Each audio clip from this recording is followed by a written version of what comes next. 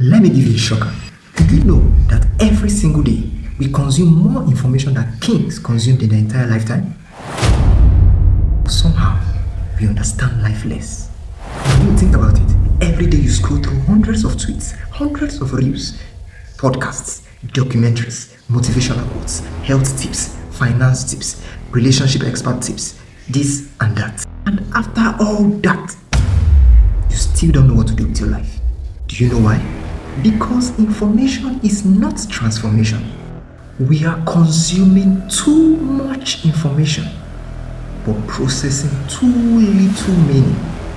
Now, what do I mean by that? Most people today are intellectually obese. They are highly overfed, but heavily undernourished.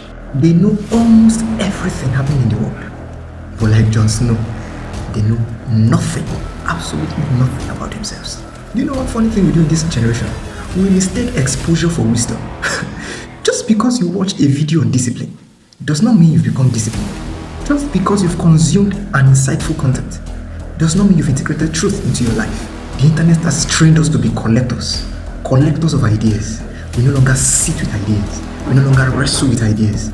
We no longer strive to make sure we draw virtues out of our ideas. We no longer allow good ideas to change our lives. We just accept it and keep. That is why many today are mentally stimulated, but spiritually and generally speaking, in their whole lives, they are directionless. Are you one of them? You want to know the real flex in this 2026 and beyond? It's not about who consumes fastest. It's not about consuming faster. It's about processing things deeper. And how do you do that? First, you read an idea or you watch an idea. Then you pause. You question the idea. Then you test the idea against real life.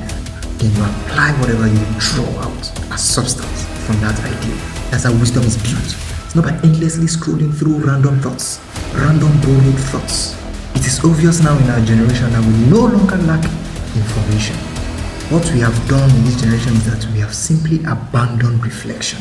And now it's time to get ourselves back on track, where we are not just mere consumers, but we give ourselves to much more contemplation.